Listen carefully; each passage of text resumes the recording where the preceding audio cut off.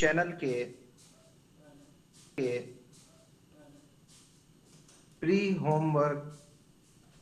سمر home work session میں خوش آمدید۔ چوتھی کلاس یعنی چہارم اور مضمون ہے اردو۔ بسم اللہ الرحمن الرحیم۔ سب سے پہلے ہم اجمالی طور پر سوالات پر ایک نظر ڈالتے ہیں۔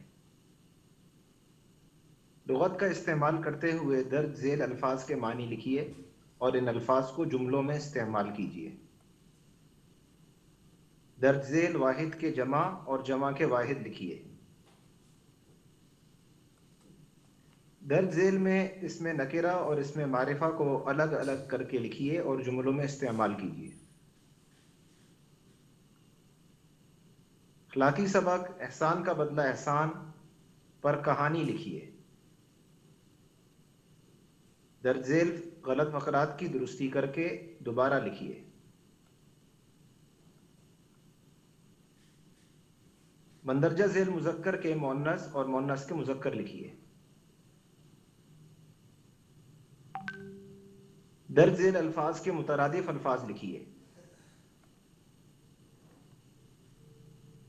پرنسپل کے نام اسکول چھوڑنے کا سرٹیفکیٹ لینے کے لیے درخواست لکھیے۔ عبدالستار ایدھی کے بارے میں معلومات اکٹھی کیجیے اور ان کے بارے میں اور ان کی ہمارے ملک کے مستحق لوگوں کے لیے خدمات کو سنہرے حروف میں لکھیے۔ درج ذیل الفاظ کے متضاد الفاظ لکھیے۔ درج ذیل جملوں میں فعل، فاعل اور مفعول الگ کر کے لکھیے۔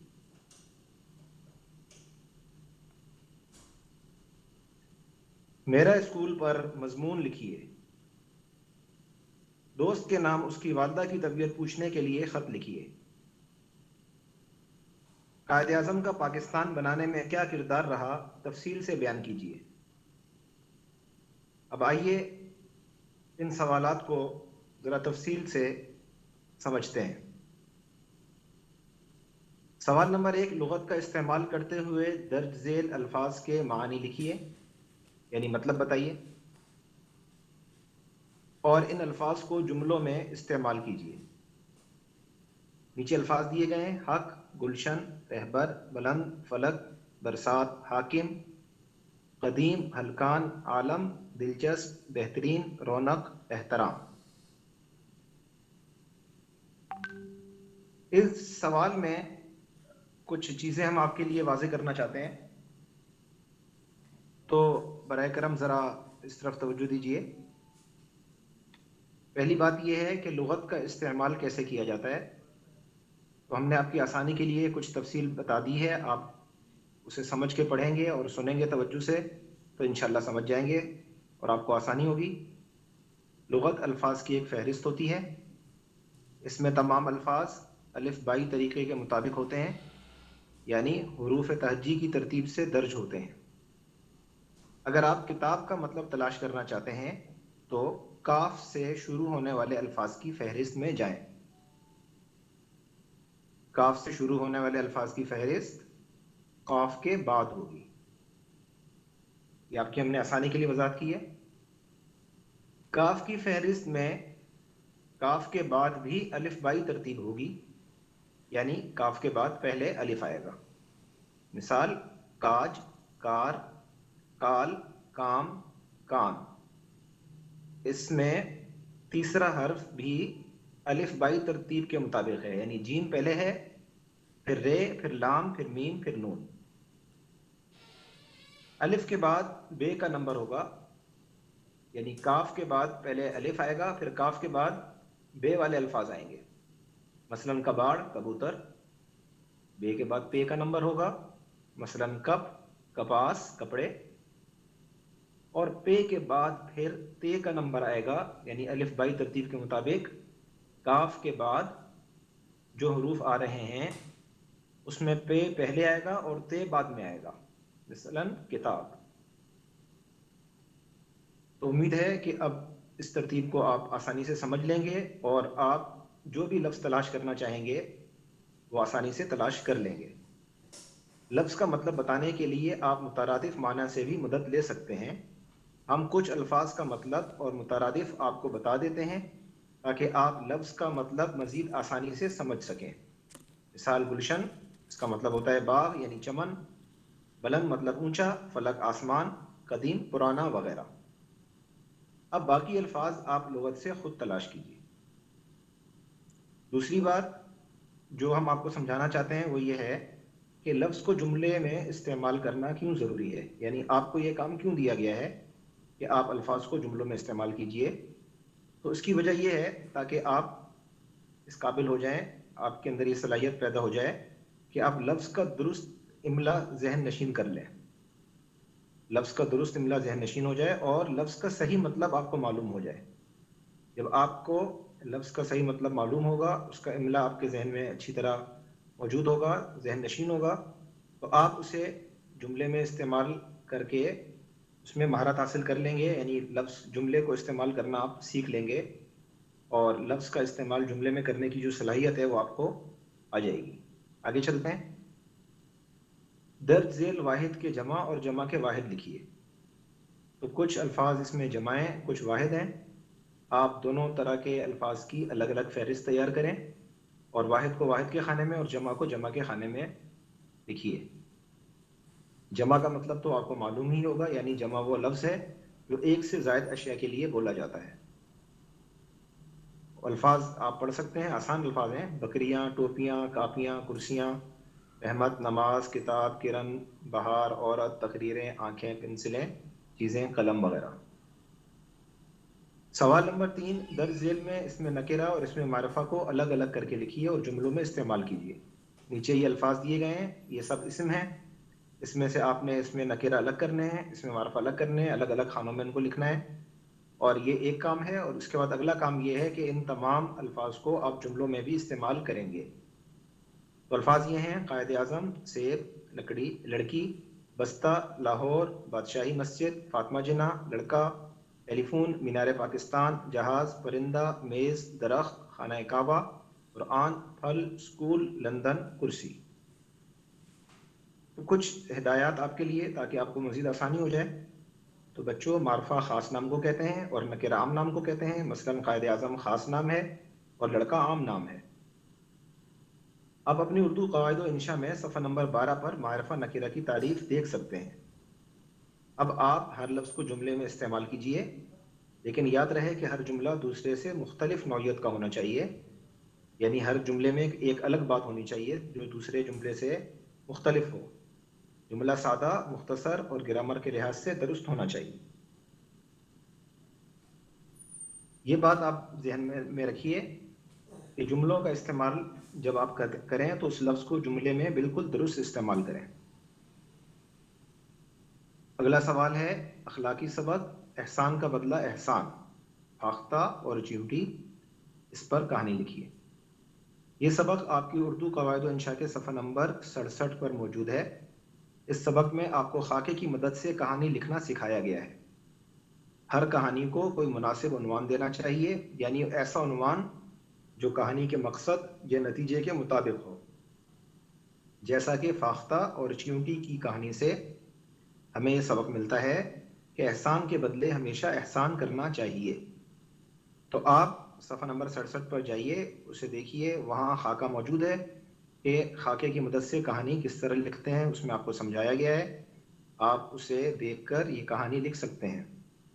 लेकिन हम कुछ तफसील बता देते हैं, थोड़ी मज़ीद वजाहत कर देते हैं ताकि आपको कहानी लिखने में मज़ीद आसानी हो और ज़्यादा दिलचस्प अंदाज में और खुशी खुशी आप ये कहानी लिख सकें।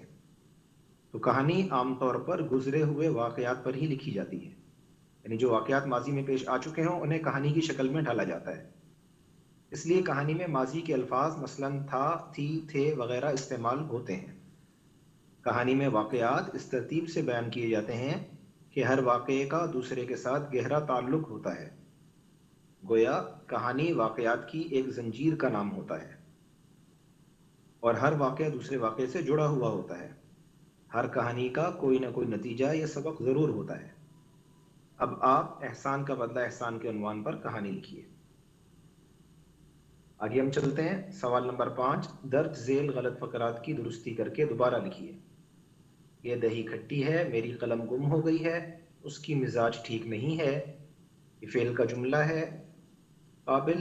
کابل تاریخی شہر ہے، اس کو قابل لکھا گیا ہے قابل کے انداز میں، لیکن یہ ایک شہر ہے کابل، تو اس کے متعلق انہوں نے لکھا ہے، لیکن اس کا املا درست نہیں ہے۔ ہمارے استاد بہت قابل ہیں، آج کی اخبار کہاں ہے، علی کی نظر کمزور ہے، میں نے اسلام آباد جانا ہے۔ تو پیارے بچوں، غلط فقرات درست کر کے دوبارہ لکھنے کا مقصد یہ ہے کہ آپ اردو جملوں کو درست الفاظ اور درست ترتیب کے ساتھ پڑھ، بول اور لکھ سکیں۔ تو کیا آپ درج بالا فقروں میں موجود غلطیوں کو ٹھیک کر سکتے ہیں؟ تو ہمیں امید ہے کہ آپ ان کو ٹھیک کر لیں گے اور درست کر کے، پہلے آپ غلط کو نقل کریں گے، اس کے بعد پھر آپ اس کو درست کر کے ٹھیک کر کے لکھ لیں گے۔ مزید سہولت کے لیے آپ اردو قواعد و انشاء کا صفحہ نمبر 48 اور صفحہ نمبر 49 کھول کر دیکھیے، ان صفحات پر جملے کے درست اور غلط ہونے کے قواعد موجود ہیں۔ آگے چلتے ہیں، سوال نمبر 6، مندرجہ ذیل الفاظ مذکر کے مؤنث اور مؤنث کے مذکر لکھیے۔ کچھ الفاظ اس میں ایسے ہیں جو مذکر ہیں، کچھ الفاظ ایسے ہیں جو مؤنث ہیں۔ دیکھتے ہیں الفاظ، دھوبی، گوالا، ابو، بیٹا، بندہ، پھپھا، تائی، چچی، خالہ، دادا، ماموں، بیگم، بکرا، گائے وغیرہ یہ الفاظ ہیں۔ اس میں مثال کے طور پر جو بیٹا ہے مذکر ہے اور اس کی مؤنث جو ہے وہ بیٹی ہے، تو اسی طرح آپ نے مذکر کے مؤنث لکھنے ہیں اور مؤنث کے مذکر لکھنے ہیں۔ اردو قواعد و انشاء صفحہ نمبر 18 پر مذکر و مؤنث کے بارے میں تفصیل دی گئی ہے، آپ وہاں سے بھی تلاش کر کے اس سوال کو آسانی سے حل کر سکتے ہیں۔ سوال نمبر 7، درج ذیل الفاظ کے مترادف الفاظ لکھیے۔ بھید، پختہ، تکلیف، ثمر، کوشش، جھنڈا، جیت، حامی، اصل، انسان، بوڑھا اور برس، بیوقوف، پہچان، تنہا یہ الفاظ ہیں۔ اس میں آپ نے یہ کرنا ہے کہ ہر لفظ کے سامنے اس کا مترادف لفظ لکھنا ہے، اور ہم تفصیل آپ کو تھوڑی سی بتا رہے ہیں کہ 2 ایسے لفظ جو ایک جیسا معنی رکھتے ہوں مترادف کہلاتے ہیں، مثلا امی، ماما، ممی، والدہ، یہ سب آپس میں مترادف ہیں کیونکہ ان سب الفاظ کا ایک ہی مطلب ہے، یعنی ماں۔ تو اب آپ ان الفاظ کو دیکھیے اور ان کے مترادف الفاظ تلاش کیجیے اور لکھیے۔ اگلا سوال ہے کہ پرنسپل کے نام اسکول چھوڑنے کا سرٹیفکیٹ لینے کے لیے درخواست لکھیے۔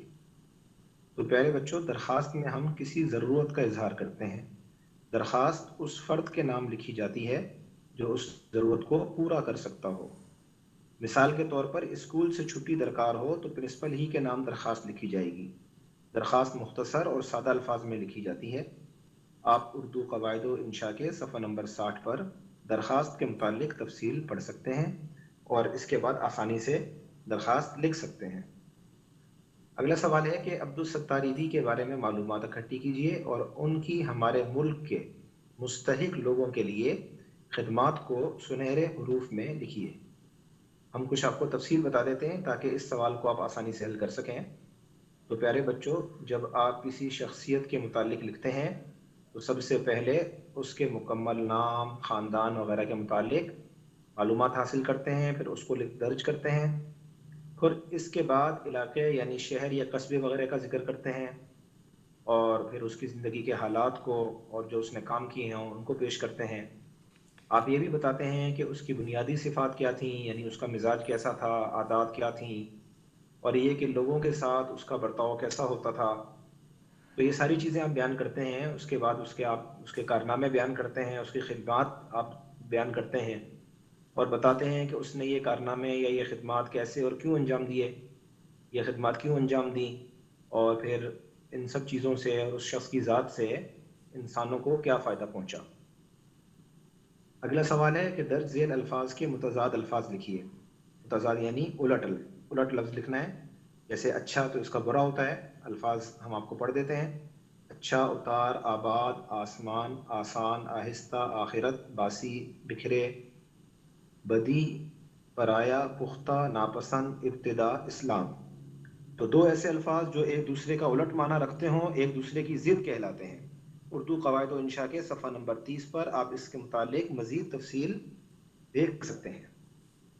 آگے چلتے ہیں، درج ذیل جملوں میں فعل، فاعل اور مفعول الگ کر کے لکھیے۔ تو جملے موجود ہیں آپ کے سامنے ہیں۔ باجی اردو کی کتاب پڑھ رہی ہے، پڑھ رہی ہیں ویسے ادب کے لحاظ سے ہونا چاہیے۔ تو باجی چاول پکا رہی ہیں، علی صبح سے پڑھ رہا ہے، دروازے پر فقیر کھڑا تھا، ڈاکٹر مریض کا علاج کرتا ہے، لڑکا باغ میں کھیلتا ہے، بھائی دفتر جاتا ہے، علی 5 بجے کراچی پہنچ گیا۔ تو پیارے بچوں، فعل کام کو کہتے ہیں، فاعل کام کرنے والے کو کہتے ہیں، اور مفعول کا مطلب ہوتا ہے وہ فرد یا شے جس پر فعل یعنی کام واقع ہو۔ جس جملے میں کسی کام کا ہونا بتایا جائے اور کام کرنے والے کا ذکر بھی ہو تو وہاں فعل اور فاعل دونوں ہوتے ہیں۔ مثال، بچہ کھیلتا ہے تو بچہ فاعل ہے اور کھیلتا فعل ہے، اور بچہ باغ میں کھیلتا ہے تو اس میں بچہ جو ہے یعنی لڑکا یا بچہ جو بھی ہے وہ فاعل اور کھیلتا فعل اور باغ مفعول ہوگا، لیکن بچہ کھیلتا ہے اس میں مفعول نہیں ہے۔ باجی چاول پکا رہی ہیں، اس جملے میں باجی فاعل، پکا رہی ہیں فعل اور چاول مفعول ہے۔ تو امید ہے اب آپ آسانی سے ان تمام جملوں میں سے فعل، فاعل اور مفعول کو الگ کر لیں گے۔ سوال نمبر 12، میرا اسکول پر مضمون لکھیے۔ کسی مضمون یا عنوان پر خیالات کا تحریری اظہار مضمون نویسی کہلاتا ہے۔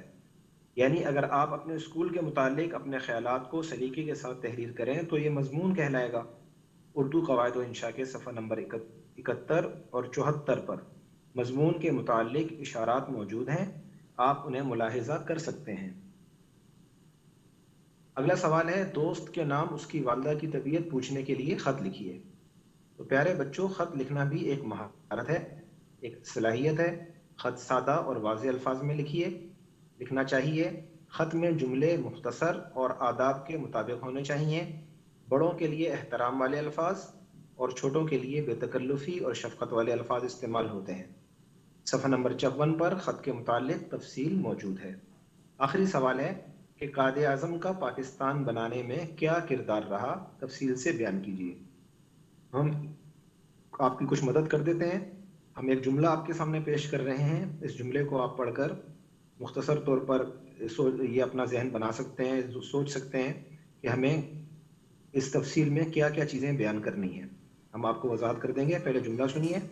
قائد اعظم نے دو قومی نظریے کے تحت مقبوضہ ہندوستان کی تقسیم اور ایک نئی آزاد ریاست کے قیام کا مطالبہ کیا اور اسی بنیاد پر تحریک پاکستان کی قیادت کی۔